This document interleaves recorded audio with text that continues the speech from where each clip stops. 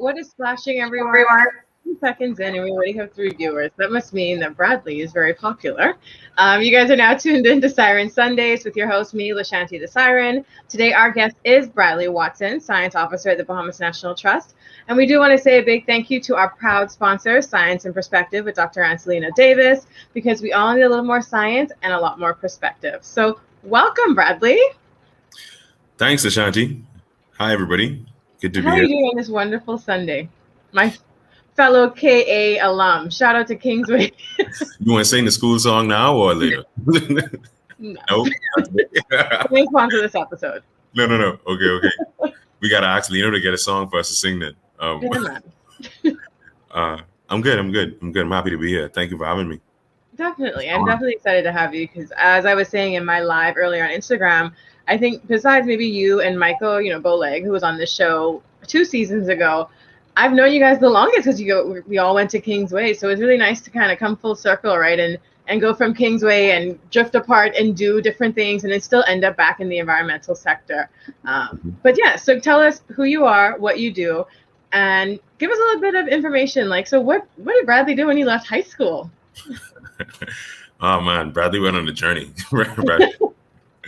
I did a year of COB and then kind of unconventionally, I did the BEST program after my first year of COB. I was a little bit young.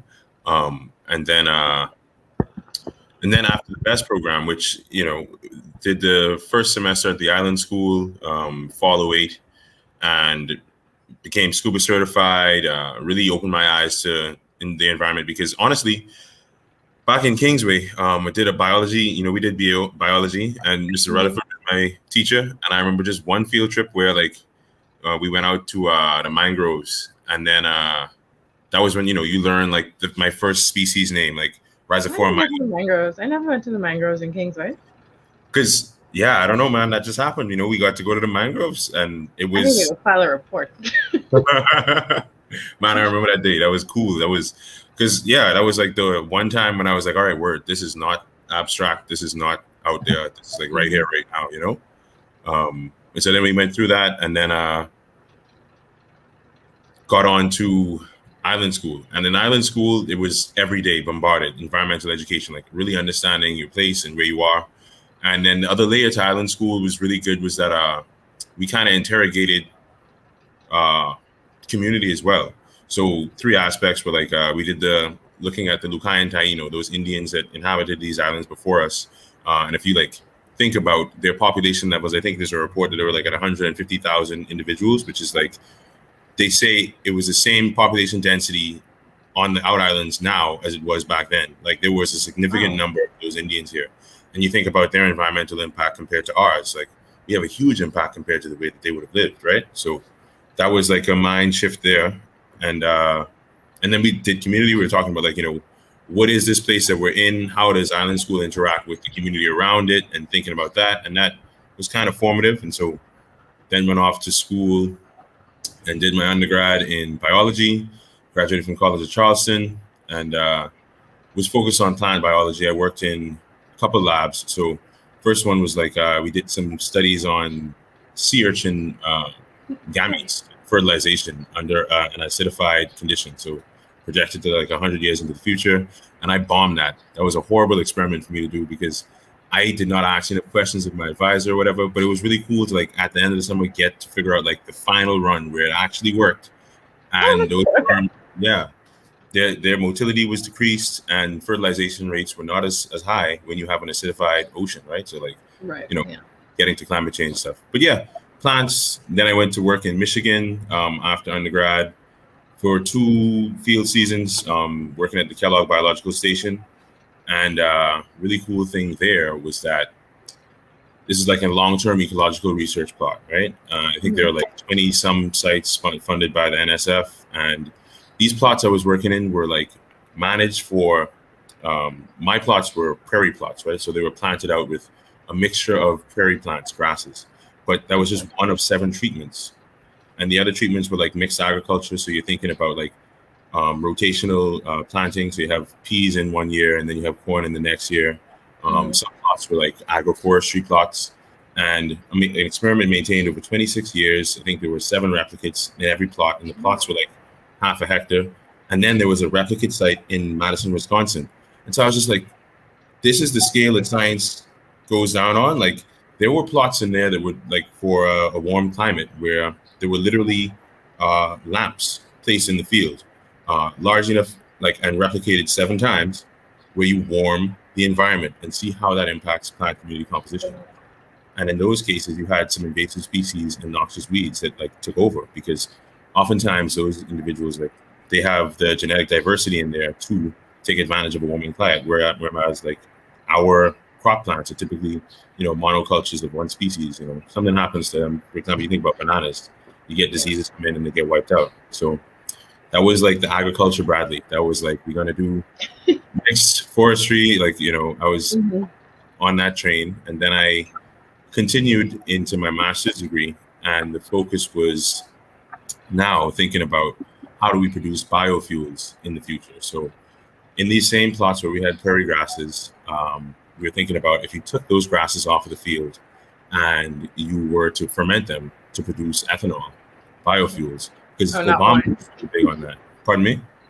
When I hear ferment, I always think wine and alcohol. Yeah. No. There's an alcohol, everyone, so I'm not totally off. Yeah, no. And so you're thinking about that stuff, and it was really, then I started to really realize how policy influences everything, because you go to the conference and you think like, why is everybody focused on this ethanol fuel, right? And how corn growers in the US are really focused on producing as much ethanol as possible.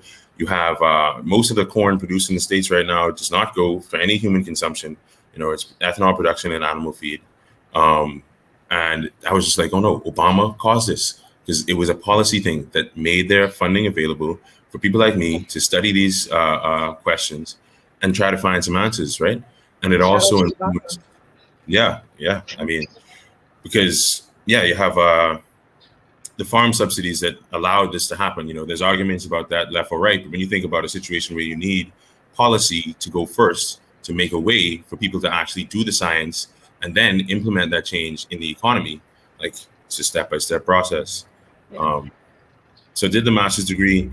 Also did some work in Nebraska looking at carbon concentrations in plots. And this is another long-term experiment that made me understand the value of like people taking the time to set up an experiment and maintain it into the future for the future. And so I think it was 26 years time looking at how much carbon was accumulated in pastures. So areas of prairie grass again, but some areas were burned and others were mowed. And if you understand like slash and burn farming in the Bahamas, the same thing happens in the Midwest. So annually they burn in April, and you can see clouds, and that's like prescribed burning. And you want to know, is that depleting carbon in the soil and reducing the amount of concentration of carbon that can be stored in the soil, or is it causing it to cycle faster? And the result was that mowing is better than burning, but why is it better than burning? Is it because you have multiple fractions in that soil, where carbon is stored? It's not all stored the same way. So move on from there, I started to do an MBA after that master's degree. And because my dad said it was a good idea, and I really was listening to him and thinking about that stuff. And the focus of that was I was looking at sustainability, particularly in supply chains. And so I got an internship, like a graduate assistantship then. And that work was focused on figuring out how to implement changes, right? So you have a bunch of people doing food processing in the Midwest, and the area I was focused on was the Midwest. And it was like, how do we get people to reduce fuel and water use in these plants? So you think about Smithfield Danielson, you think about Tyson, you think about these plants, huge conglomerates own a plant and they can make one change and reduce water use significantly at a plant, right? And that has impacts across the globe, not just in their one place. And so that was a fact-finding mission to figure out what they're doing and then to how to advocate that they make these changes. Stopped that halfway because my dad started this restaurant and we came home.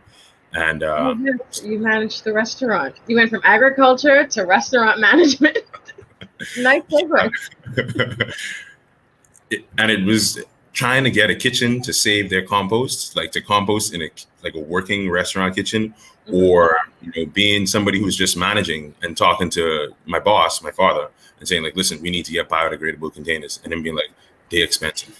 Like, that kind of, it was a really transformative experience. Like, I don't know if I want to go back to that anytime soon. Really happy to be back in an environment, but it made me understand the real world and how you make changes on the ground. And that's really big.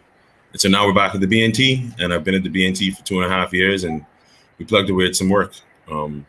I always had an interest in birds. I did some bird photography before I got onto the BNT, but then I got thrown into full on, like, I am an avian conservationist, and that's different from being an avian ecologist, because we study, like, you could study anything. You could study until the cows come home, but that ain't saving nothing sometimes. If nobody takes what you studied and puts it into play, then you got nothing. Right. So you need advocates, and you need conservationists. And so realizing how we can conserve, my first project was Kirtland's warblers, trying to figure out, how do we create more habitat for these birds without funding to do so.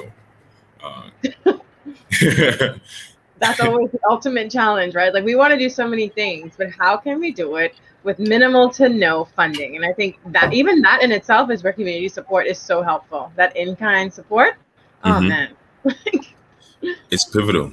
And so what we decided was that, not decided, but what became obvious is that ecotourism is the way that we make Kirtland's warbler conservation sustainable, right? So you're thinking about getting people on a farm to see a bird. You have guests who come to the Bahamas, and you have downtime, you have a rough day at sea. There's nothing else for them to do, and so they're looking for activities.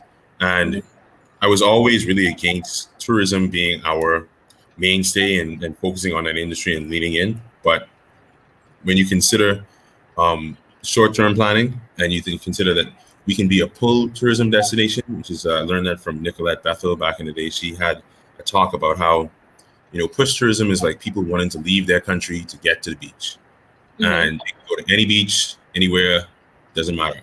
Pull tourism is being like, no, I need to go to the Bahamas to go to that bone fishing tournament, or I need to go see the Kirtland's warbler on that farm and eat that meal that they serve on the farm, right? So it's like, you gotta pull them. Yeah. Pull versus push tourism. I really like that concept, actually.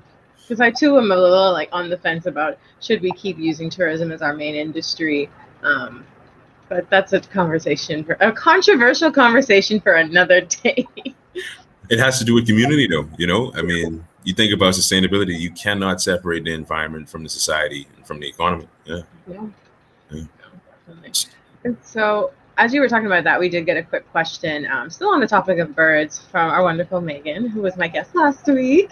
What are the most critical birds that need conservation measures in the Bahamas? Bahama warbler, short and sweet. Bahama warbler, Bahama nuthatch. Those are the birds that I feel. The Bahama nuthatch hasn't actually been seen since 2018. It's really. I heard about that one, yeah. Yeah, it's when you think about extirpation, right? That's a big scary word in biology. Extirpation means like there's no more of this bird in this area, right? And so you can imagine that a hurricane could extirpate the Bahama warbler or the Bahama nuthatch from the Bahamas. Like, never going to see that bird again. And when you think about that as a human living in the Bahamas, like, suppose people never move back to McLeanstown and Sweeting Ski after Hurricane Dorian, climate migration is a thing, and it's happening to birds and it's happening to us. So Bahama warblers and Bahama nuthatches. Bahama warblers, I think, have the most hope because there are still healthy populations in the south of Abaco. There is work going on right now. We've actually banded 5 of those birds. And so banding birds allows you to note which individual you're looking at, do re-sighting work. And we want to have those birds banded so that we can study their life history, right? So we want to know how often do they reproduce, or how much do they reproduce? What are they eating? What kind of ecological niche do they hold? And then if we remove certain birds for a captive breeding program, or if we were to relocate some birds to Andros, for example, which is a popular suggestion, but has some contention in the community. But if we were to relocate these birds, we need to know how many we're moving and how we're going to impact the healthy population we're dealing with on Abaco. So that's it right there. And so we do have a question. Since 2018, can you repeat the name? Was that one was the Bahama nuthatch? Yeah. Lashanti, for some reason I'm nervous, I think I need to slow it down and actually talk properly. You were doing so fine. And even like right. my friend who commented, Jasmine, when Scott was on, he was talking about how he was tagging birds. And I'm happy you brought the tagging birds up because I always found it so fascinating how you guys hold birds. I didn't realize their legs were that long. You gotta really kind of get your fingers in there. I'm using my hands to show something. And I always said, Scott, you gotta take me out one day. I'm not holding a snake again, but I will try to hold a bird. Like I think, and it's little things like that, tagging of birds, where people can get involved in conservation. You don't need a degree. You don't need super specialized skills. You just need to learn how to do something and know how to do it safely. And like you said, tagging birds is so important. Once they know how to ID, once they know how to catch it properly and handle the birds safely, we can be tagging birds every day. And then, you have the system eBirds. And I'm thinking, was there another one? I think eBirds is the most popular one. eBird, iNaturalist. Yeah. Yeah, where citizens can take pictures of the birds they see. The program has a GPS, coordinate thing in it, and it's so easy to get involved with conservation. And as many people have heard me say on my show, I fully believe that everyone can be a conservationist. Everyone can be a marine conservationist, an avian conservationist, because it's a difference between scientists and conservationists, like you said earlier. Scientists can study whatever they want all day, and conservationists who, all conservationists are not scientists, but most scientists can be conservationists, right? You take the data and you actually do something with it. And that's another important part of where the community comes in, because we cannot do it alone. We can't keep preaching to the choir, Yeah, no, there's no way that we can do this alone. And, then you'd ask yourself why. The people around us are the reason why we're doing this. So we should all just do it together, right? It's and I do need to point out that holding a bird is a very technical skill. And you're dealing with oftentimes endangered species, and so you have a certain reverence for these birds. And so it is something that you need to spend some time doing, but we're working on expanding capacity. Capacity building is something that, Science and Perspective is all about. Something that you're working on. It's something that we all have to do to ensure that this work that we're doing doesn't end, right? But we would need people to learn how to do this. And so you can have a community member who takes, one weekend, not one weekend, but going on a weekend course to learn how to ban birds. And in the US, they have bird banding stations that people voluntarily work at. And you set up your nets every day during the migration period. And you have these long-term data sets where you can say, okay, these birds are moving more, moving earlier in the year, or I had fewer of this specific species of bird. And the Bahamas is part of this migratory pathway. And so we would be doing work that contributes not just to our country, but to the whole globe. It's so important, right? And I just want to give a quick shout out to Anessa Lundy. I used to work with her when we were both at the Bahamas National Trust, and she put this major citizen science program in my head, and I hope one day she gets to fully do it, and I hope I get to be a part of it. And I think that sounds amazing. I could imagine just during that migratory season, because I think you've studied a few migratory birds as well, where we have these stations set up on the different islands, and it's just something people can come out and do. People are looking for things to do. And I think that'd be so cool. Science tourism is actually a booming industry in the Bahamas. And you think about people going out to tag a shark, right?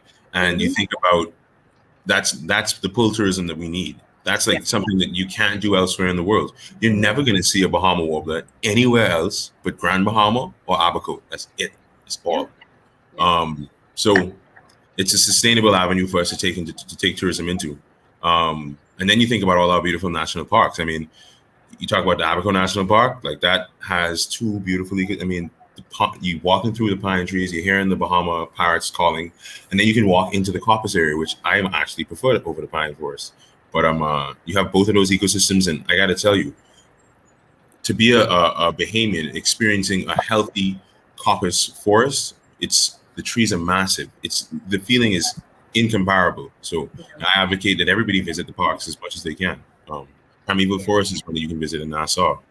You must know. I was just about to dig up my favorite park on Nassau. I think everyone needs to just take a minute. And I told my Aunt Denise, who actually also has a question, it's we need to go to Primeval Forest. I need you to see what this. It's that old growth, right? That old growth forest where we can we have the ecosystems to have these massive trees, but everyone just kind of looks at, oh, it's bush, and it's like, no, some of these areas are pine forest, some are coppice, some are coastal, some are more inland. So, but she did have a question, and if you do know maybe an average number or ballpark figure about how many birds do we get that like are migratory birds in the winter?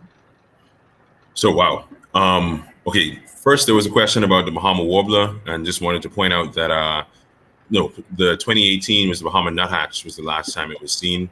And that was Zico McKinsey led a field team as well as a group from England went out there. But I just like noting when, Bahamians are out there leading teams, because I think it was him and a team of COB students that he had doing work, which is phenomenal, And then moving on, you were asking about the number of migratory birds that pass through. So I can't give you an exact number of migratory birds that pass through, but it is significant because these birds spend almost 7 years in the Bahamas. So while they are protected by United States policies, and actually a lot of the conservation work is funded by the US, and we're extremely appreciative of that, sometimes I want to be like, that's a Bahamian bird who's going to the States sometimes. That's not a. Yeah, it's not the other way around. Like, because if you think about going far and just to visit.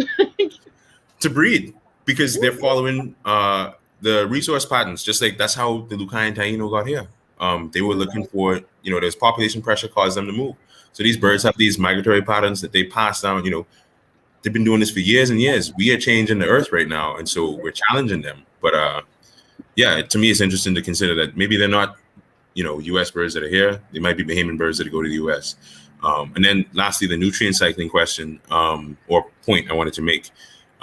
If you just think about the fact that these birds are here consuming tons of vegetation, they're consuming tons of insects, and they're just a deeply connected part of our food chains. And so they're not just like visitors, we call them winter residents, right?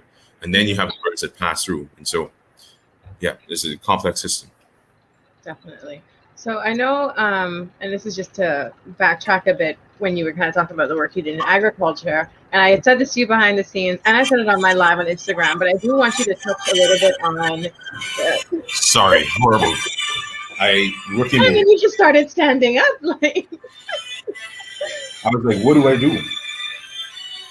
Sorry, I'm gonna just turn my phone off. You could take the call on speaker, and we can all say hello. But yeah, so while you do that, I wanted you to just talk a little bit about, the work that you did in aquaponics, because funny enough, that's, the field of study that Michael Bowling is doing. Shout out to him again, who was once my guest talking about his research in aquaculture with the spiny lobster. If you're watching, Michael, I get it right? Shout out to him doing his PhD. We're looking forward to having him come back home and make that degree work. But can you tell us a bit about the work you did with that, and you instructed for a food security course as well, right? I was a co-instructor, yeah. It was, so yeah, shout out to Michael. Your work is phenomenal, and it's gonna impact our country, so thank you for doing that. And I was down there when I went to island school. We did we could choose an internship after the best program after you did the semester, and I chose to do aquaculture with cobia, which is a pelagic fish, and they were growing it in a cage, and we were attempting to grow this fish, and I was like, we feeding this fish that we import from Peru. Like, these are sardines that we grinding up, right? Which is how, and it's nothing against, the project. It's a phenomenal project, and you have to feed fish something, and there's a demand for it. And as long as there's demand, you got to have a supply. That's economics, right? So if you find the best way to do it, you have to find the best way to do it. But for me, I was like, I was kind of in a hard place. And so I was like, why don't we do the aquaponics work? And in aquaponics, we were feeding fish. Once again, we still had to have, there was fish meal in the fish food. So you're feeding those tilapia fish, but we're also exploring other options to feed the fish. And so one of the projects was trying to take jumbe, which is a common, it's actually an invasive species. I was going to say, it's a common invasive. yeah, it's an invasive species that was introduced to the Bahamas for agricultural purposes. So it was meant to be feed for goats. And you can actually pelletize the jumbe. So you take it, you grind it up, and you pelletize those, that jumbe. You have to add some things into it to make it, hold firm as a pellet. But the nitrogen content was enough to supply those fish with protein. That was an experimental project. It's not something that was brought into production, but it was something that we worked on while I was down there. And then I moved. Yeah, when I went to school, I did this class called Origins of Agriculture, and we were like, it was an anthropology class, and we kind of inspected, how do people grow food, particularly in South Carolina. You got like African slaves who moved to United States and were working there and trying to grow food that they knew, right? So you have Carolina gold rice. Well, in Africa, Africans used to grow rice, and they did it using paddies or fields that were regulated by the tide. And so they did the same thing in South Carolina, except they did it for their masters. And so then that was like a thought process, and so how do we eat? Like, are we eating we're eating when we were in Africa, or are we eating stuff that people tell us to eat? And so you think about food security now. And when we did that course, my input was really based on the origins of agriculture and trying to get people to think about, why not eat breadfruit? Or, we should be eating yucca, like, what is bread? I've never seen a wheat plant in my life. Like, why do we eat that? Yeah. Somebody inspired, was like, Bahamians started eating chicken in a bag because of our time spent in. Look how you attacking our people. Pardon me? Look how you attacking the people. No. But somebody told me that it was because Bahamians went on the contract and we were going over to the States and exposed to eating habits over there. And that's when we brought back the fried chicken, right? Really? Because we used to eat fried fish. We used to eat, Oh, yeah. That kind of cross-cultural interaction is what informs how we eat and how we live. And so now we have to take advantage of that. If we're conscious of what we're doing and conscious of how we make our decisions, then we could consciously influence change, Yeah. And I think what's so important about what you've been saying so far is the way you've been looking at communities from the past, and you're still, obviously working with communities in the present. And I think, have you seen any, you said you were looking at how the indigenous people lived in the past, and you just mentioned, the slaves from South Carolina, which we know the slaves that came here, the Black people here are the ones that came from America. So when you kind of look at, and if you can answer this, and I know this is like off the wall question, how has whether agriculture or our relationship with the environment changed from those communities to our present community? Like, have you seen any differences in your studies of that? Specifically about the agriculture and these eating habits that you're talking about. And I know we're kind of bouncing a little away from the central theme, but I think it's going to come together. I know how this is connecting in my head. We're going to wrap this to climate change in a minute. So tell me. Well, I think that we are coming full circle. Permaculture has been advocated for a while now, and people are interested in that's like decolonizing the diet. Yes. But yeah, permaculture is like what we used to do. So there was this anthropologist who, when he was studying the people in South America, right? Mm-hmm. And you're thinking about number one, you have this thing where they introduced the banana, right? The banana is Polynesian. The coconut, that's Polynesian. I think, yeah. Because people think coconuts are native. I mean, they grow here nicely, but there was an error. But it's not an insult because we ain't native either. We just adopted. Humans are the greatest invasive species. Trust me. But yeah, and I didn't expect that one. Thank you for that.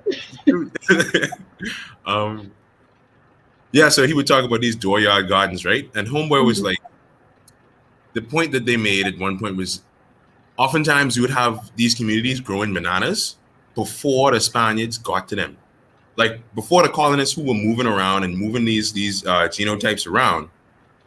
You could have, for example, ackee in Jamaica. Mm-hmm. You think about there was actually an attempt to stop people from growing ackee because the colonists were getting poisoned when they tried to eat it, right? That's not nice.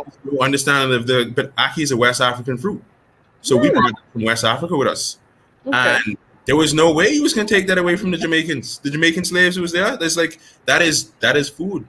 That's food that we don't have to compete with you for. Because we grow these food on the farm, and when you have a good crop here, you're going to take the best, but you're not going to take our ackee. Yeah. And then you think about, because that professor, his name was John Rashford. He was from Jamaica, actually. And he went to, his undergrad was a Quaker school where he moved around the world, actually.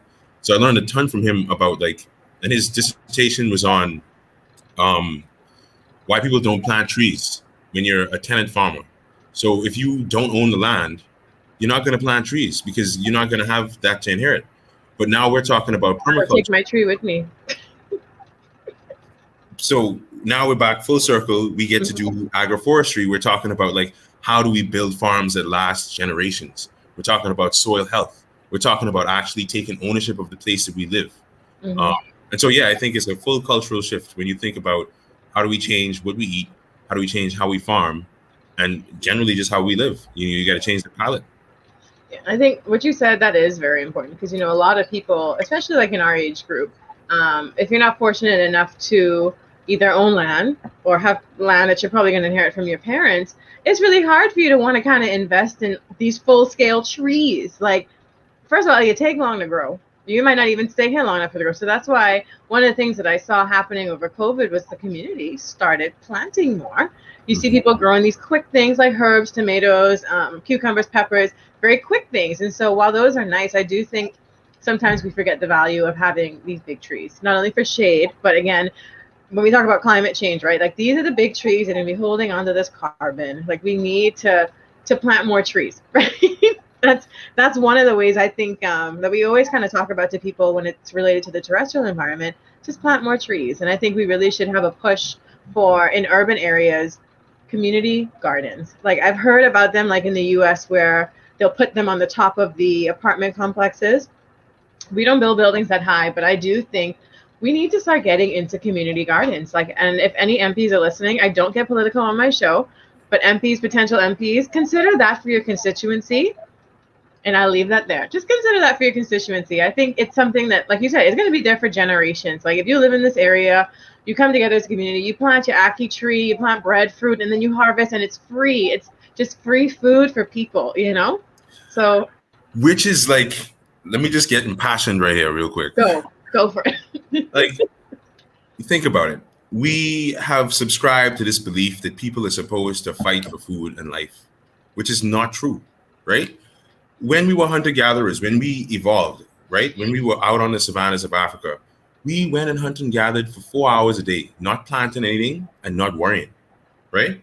And now when we took on this state society situation where, you know, you're not allowed to move around, and so you have diseases accumulating where you are, and you have to maintain soil health because you're depleting the resources in the area you're in. That's why we have to work hard and break our back. You know, there's this thing where there's an allegory between the Garden of Eden and going out there and working. You know, that is, sometimes people reference that and saying that is when we took on the state society and when we needed to have a government and we needed to have a leader and there was a king and all of that. So we weren't meant to live that way. We weren't meant to plant corn every year and reap it in the Bahamas. We were meant to plant a breadfruit tree, and that tree is going to bear every year. And you don't have to weed around it, and you don't have to do none of those things. But, you know, it's just because, number one, our population is so large now that, you know, the area we're in can't sustain us. And then number two, our habits are not tailored to where we live. And so this is why we have to find ways to adapt. And that's what sustainable development is about. We have to balance all of these things. And I think, and just even that point you just said, it's too much of us living here. I'm sure I've said this before. I'm going to say it again. Young people, let's move to the islands. Nassau is so congested. It's See, and I want to go to Eleuthera so bad, and I think everybody's going to Eleuthera. Nonetheless, I think it's so important to declutter New Providence, and I think by doing that, so many other things can unfold, right? And that I might be teetering into more again of a political conversation, but we do need to decentralize New Providence, like. And we've seen, you know, climate change is only getting worse. We saw hurricanes, Matthew, we see Dorian, Irma. Like, if Nassau was to get hit, if New Providence was to get hit, then the whole country is going to suffer, you know. And that's the next thing, right? Like, in talking about, I love how you just get up while I talking. You are a funny guest. Is anyone else entertained by his? No, I had to. My dad, I'll be honest with you, my dad put on a pot of rice, and this whole time I've been trying to judge, like, do I need to shout? Do I need to? So I was just like, it's like, no, we're going to break. We're going to turn off the rice. It's necessary. Yes. Okay. Sorry. Thank you for that. So, right, hurricanes and climate change. One of the things I think, and it's not really on us as Bahamians because we do have a very small footprint in comparison to other countries and the big corporations, right? Yeah, everyone's entertained by your antics. Thank you for making this show probably one of the funniest. But yeah, I think people often think that climate change just means that things are getting hotter. No, my fellow Bahamians, climate change is when you have extreme weather. So it's going to get colder in the winters that we used to not have winters, and it's going to get hotter in the summers. And even a report just came out this July was the hottest July on record since we've been documenting, temperatures in the world. This July has been the hottest ever. It's going to keep getting hotter every year, and then it's going to keep, the cold fronts are going to get colder, and this is what climate change is. It's an imbalance. Let me show you how prepared I am, Lashanti. What, the rice done? Is that how prepared you are? Oh Lord. Yeah, okay, fine. You win that one. But from that IPCC report, right? Mm-hmm. I'll just read. Can you say what IPCC is for everyone? International Panel on Climate Change. Because I needed to know too. I forgot. Yeah, no. And it's this whole thing like about these international panels in the UN and what's their job. Like, we need to pay attention to that, and it needs to be public knowledge what the UN is trying to do, and the Sustainable Development Goals need to be like ingrained in us, so that we can know how to move forward. So super important. And then just read this one section. Global surface temperature in the first 2 decades of the 21st century, so that's from 2001 to 2020, was 0.99 degrees higher than in 1850 to 1900, right? Wow. So that's just on average. In the Bahamas, that fluctuation might be different. It's actually, I think they said something like doubled in the ice caps when you compare. Like, temperature has increased twice as much there as it has in the rest of the world. But and people are actually even going to the point of writing.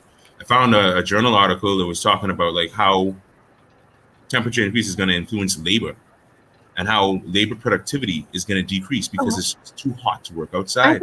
I thought you were meeting labor as in like delivery of children. I was like, I haven't had kids yet. What are you talking about? My faces, and I was like, oh, but yeah, like, it's already too hot to be having people work outside. But you call that representation, because if you weren't a female in here to like reference that and like to talk about labor and like think about, because if we don't interrogate the situation we're in fully, we'll be caught unaware, right? Mm-hmm. So you got to think about that. Yeah.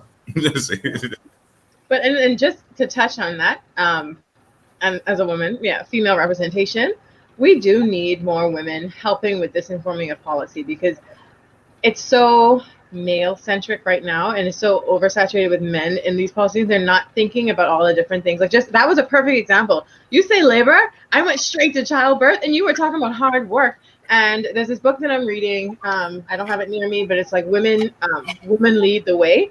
And to reach the perfect balance, you need at least 30% women on decision-making bodies, because which is a low bar. And exactly, that's not hard, right? 30% is 3 out of 10, right? So just that much is enough to influence full-on decision-making in regards to thinking about all these other factors. And that's across the board, any sort of decision-making body, whether it be something like government or even just like a school PTA, which technically that's usually heavily female, right? But just, it's definitely something to think about. So when we're thinking about climate change and climate migration, yes, you have the hard laborers, which are men, but what are some of the jobs that are more women focused that, are now being affected by this climate change?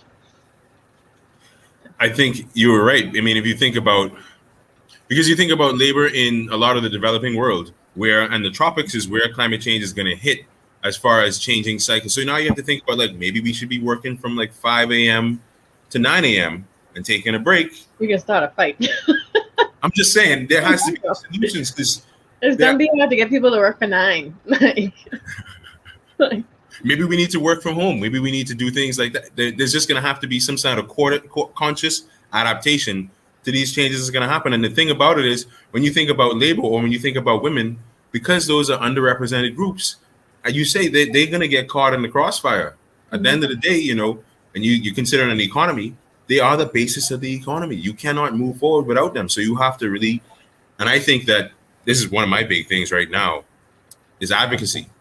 The big investment right now needs to be in getting people to understand the situation we're in and to advocate for investment in climate change adaptation and mitigation strategies on a country-wide level, right? So you have all of these changes happening across the world, and if we're not fully aware, we're going to be caught at the end of the train instead of being at the front of the train. And another note I want to make is, like, I've consciously just decided recently, like, I'm no longer going to consider myself part of the developing world and not responsible for global climate change, because I benefit from the society we live in, right? And that's almost like, in my opinion, having somebody who says they're not going to take responsibility for ending discrimination against people of color because they aren't influencing that discrimination. Like, no, we all responsible for this. We all have to fight this, you know? So, you know, even though we're in the Bahamas, we need to like think about our influence globally and how we can change the patterns that we see around the world, not just because we don't emit as much as other places, you know? Yeah, definitely. I think it's so important to talk about, even in this point. Granted, and I think this number, every time I remember this figure, and I just saw it again on a recent post, 70% of the carbon emissions and, you know, this pollution in the air comes from 100 corporations. Now, I don't know which corporation exactly on that list, but there is always this push, right, for an individual to make these changes. And while I totally agree with that, because I have been trying to be a lot more conscious progressively on thinking about my footprint. Like, instead of buying, and I literally thought about this the other day in the food store, instead of buying the watermelon that's already cut, wrapped in plastic, just buy the whole watermelon and cut it yourself. Little things like that. But yeah, so back to the whole thing, right? So I think as individuals, yes, you can make lifestyle changes, but if we as individuals can come together as communities, the public can push the private sector to make changes. And it's literally just all about sharing information and making a stand. You're either an active supporter or you're a passive bystander, and the world's just going to explode. And you just gonna look back and be like, oh, well, I coulda, shoulda, woulda, right? And that's why I think it's so important for people to make these conscious changes. Conservation does not have to be for rich people either. Yes, of course, if you can't afford, just to use my example, if you can't afford to buy the whole watermelon versus the watermelon in the plastic, okay, cool. But then just continue thinking about ways in your life, in your budget, that you can make less of an impact on the environment, and how you can support companies that are actually advocating for these changes and doing things that are helping support the agenda that you have. Okay, reducing carbon emissions, right? And I think just as Bahamians, when we look at this at a global scale, we get smacked upside our head every year with a hurricane. Hopefully we don't get none this year. We should be more vocal on a global scale to other countries. Y'all like to come here on vacation. Y'all let's duck us during hurricane season, and y'all causing all these carbon emissions, and we only keep getting hit harder, right? Look at you. You ready? Oh, yeah. Oh, yeah. I'm going for them. When we talk about conservation in the Bahamas, when we talk about climate change, we need to be I don't know if the correct term is the whistleblower. We need to get up on our soapbox and we need to be shouting to the mountaintops. Y'all need to cut this carbon out. Like, carry your carbon. See, like, carry your carbon. There we go. Carry your carbon. So look at these guys, right? This is a Coca-Cola cup, right? We got a Coca-Cola Platinum now, so you know that they have a solar installation. And they do. Yeah. So Coca-Cola. So when you think about corporations, right? One of the cool things about corporations is that they have this thing called corporate sustainability reporting, social responsibility, CSR. Yeah. And one of the good things about these large corporations, in some instances, is like, and maybe on balance, they still winning, they still polluting more than they are. They give you a model. They give you a model to use for saying to a company, please tell me what you're doing good for the world so I could choose you, so I could know why I choose you. And so that's one organization. You know, you have those guys here in the Bahamas with a plant, and they have solar installations, right? And so you think about it, like, that's also an economic decision. Yeah. It might be economically beneficial for them to do that, right? Just as on the individual level, there might be economic benefits to choosing the sustainable solution. Yeah. For example, with your watermelons, right? Why is it in plastic? Why is it pre-cut? That's a labor question. You want to cut them all, and convenience, right? But in some places, you go to some countries where they would, the same price, they'd cut that watermelon in front of you. Or you would walk up and you would feel comfortable buying a watermelon that was cut, but not covered in plastic. Maybe it was covered in some other material, right? But that's a choice thing. That's in your mind. For example, I think in Europe, they don't refrigerate eggs because in the US, you know the story, like they dip it in a solution that dissolves the coating on the egg, and now after you dissolve that coating, you have to refrigerate it, versus an egg that doesn't need to be refrigerated. Do you know how much energy we spend refrigerating food? Like, If you were eating more fresh food, I that want was to plug in to people listening. Keep your refrigerator closed. If you ain't, get and stuff them out. And I will leave that pin right there. Like little things like that, I think people don't realize. You could save electricity. You could save all these fossil fuels being burned by the electricity company. Just it's a little chain effect. But that was a target at someone. I could just leave leave that out in the atmosphere. I'll even follow you up on it. The way that we have our refrigerators designed is for convenience in a world where it's cheap to burn oil, right? Yeah. There's no reason to open a fridge from the front and let all of the cool air fall out. When you have a chest freezer, so if you're looking at a sustainable, say you're going to do an off-grid building, what you would do is you would take one of those chest freezers and modify it so it's just a refrigerator temperature. And when you open that, all of the cool air stays inside. So when you open your fridge, you have to recool that whole thing because the whole cool air just drop right out. But because cold air sinks and hot air rises. Ooh, we got some science going on here, guys. And perspective, because like Yeah. you, Dr. Davis. There you go. But yeah, you think about it, that's convention. When you think about conventional wisdom, think about the word conventional. Like convention exists because somebody else thought this and passed it on to you. You didn't interrogate that. You didn't think about why you're doing that. So the more that we sit down and think about why we do what we do, the more little like really cool ways we could find to flip the script. Yeah. Even just a quick thought on your fridge example. I recently saw that somebody had their air conditioning at the bottom, and I was like, how we have air conditioning. You sleep on the floor. And I remember thinking that was so interesting. I was like, I wonder if this person realizes, that you could totally save so much money if your air condition was higher up. Because again, the simple science, right? Hot air rises, cool air sinks. Like, and that fridge thing, I think I'm about to go get a chest freezer for real. Like, that blew my mind just now. But as you've also said, we really shouldn't, in my opinion, and just thinking about this, we only have to refrigerate things because we're not using them fast enough. And in an ideal world, we really wouldn't need a refrigerator. You pick your fruit, you pick your breadfruit, you pick your cassava out the ground, and you cook these things directly, and you make just enough for that day. I think, and to me, the societies that did that, which probably were, our indigenous people who didn't have that convenience, they were probably living more present as well. Like, they, even when it came down to eating meat, you kill the cow, you share it with the community. Ain't no fridge, or you preserve it with the salts and stuff, but ain't no fridge. Like, take it to the next level. Yeah, that's like we go way, way out. But we go into society, we go into the economy. There were a couple of things you said there. You don't have the time. Oftentimes people need to use these conveniences because our society doesn't allow the income level to sustain you to take time every day to go and cook yourself a fresh meal. You stop on the Wendy's, right? It's just it's a cool thing. Like, we have to address this thing. Like, there's nothing exists by itself. We have to address the whole thing about how people live. If we were cooking our own food, you could even think about this part. People can't afford to go out and buy. You want to buy baby carrots, or you want to buy the prepackaged vegetables. But if people understood how to process their own food and how to grow this food, you might be able to access the farmer's market. You want to go to the produce exchange and get yourself a solid quantity of potatoes, sweet potatoes that you could rest on your counter and cook through them during the week? Or do you not have a vehicle and you're not able to drive to the produce exchange and access this quality produce at a low price? There's so many levels to how this goes, and that's why the community aspect is so important. Like, everybody has a role in this. If you have a passion, you could follow that passion and improve the situation through your passion, no matter what that passion is. There's something to do. And I think, just to touch on that farmer's market point, and we're still on topic. I think we're hitting our discussion points.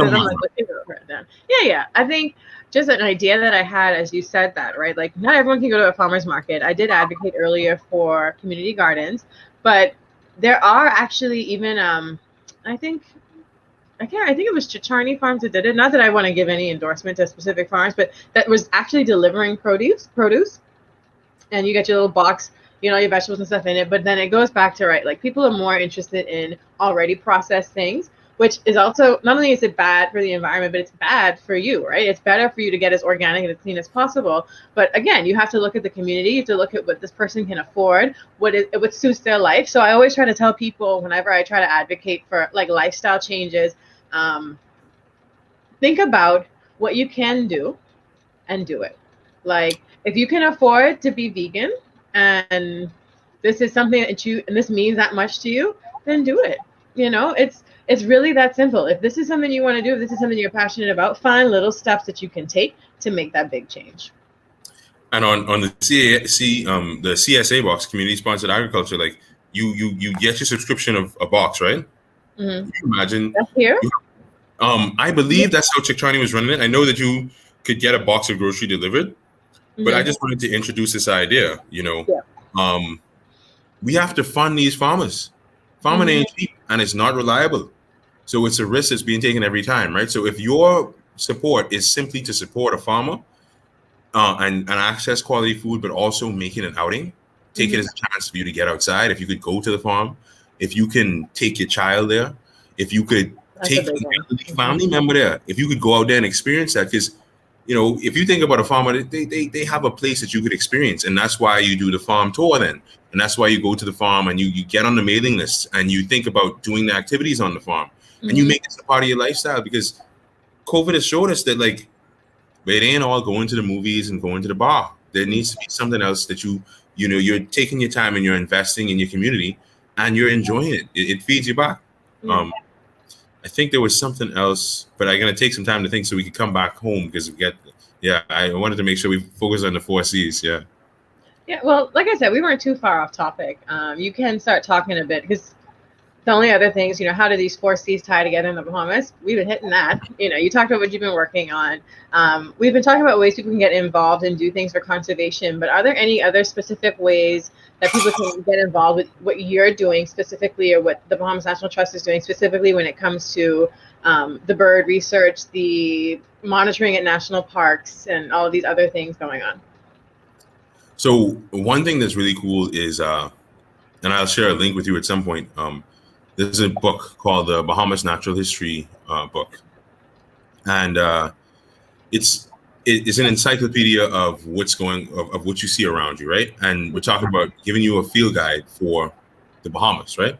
And if you were to purchase that book, that's something you can do for the BNT to help us. But I really want to advocate that people purchase that book for themselves, because it opens up a ton of enjoyment for you. You know, there's a difference between walking down the road and seeing a bird and not knowing it, and like knowing like, oh, it's this bird and this is where it lives and that only exists in the Bahamas, or it's only found in the Caribbean.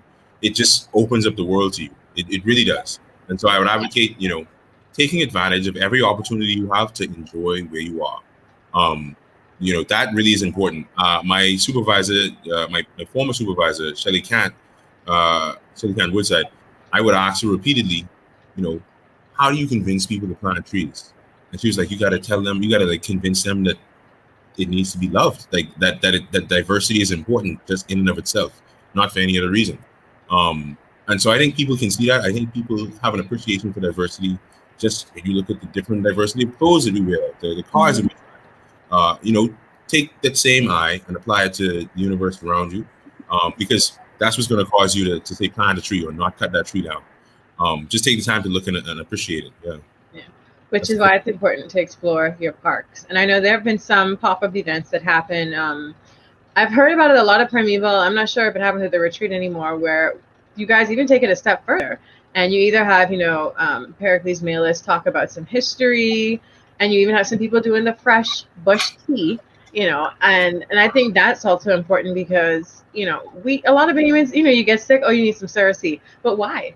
You know, what else what other types of things have been passed down, which that trickles into another topic. And as we start to wrap up, you know, like, what would you say if you had to do a sentence or two based on your work and your experience, maybe lessons learned in the past? What is a final thought that you want to give our viewers? Deep one. And don't try to stand up in the middle of talking again. My final thought is do what you can now. Whatever you can do, whatever coming to you, whatever you think is necessary, just do that now. The sooner that we take action, you know, life is an iterative process, right? Iterations is like every time you change it, you try.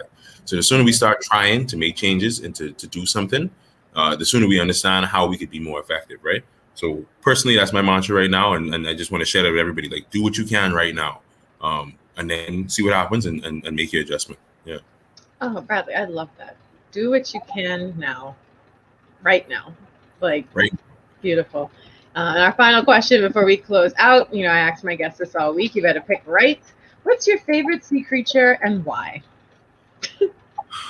My favorite As sea we all know, creature. mermaid is everyone's favorite sea creature. You can't say mermaid, but we know.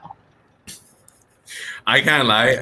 I recently learned a lot about the algae in marine ecosystems. Okay. So they kind of win in a little bit, but Nassau grouper. Nassau grouper is my favorite because they are calm. They will approach you if you're on a dive, if you're swimming. They are not going to run away from you, and they're just existing in their space.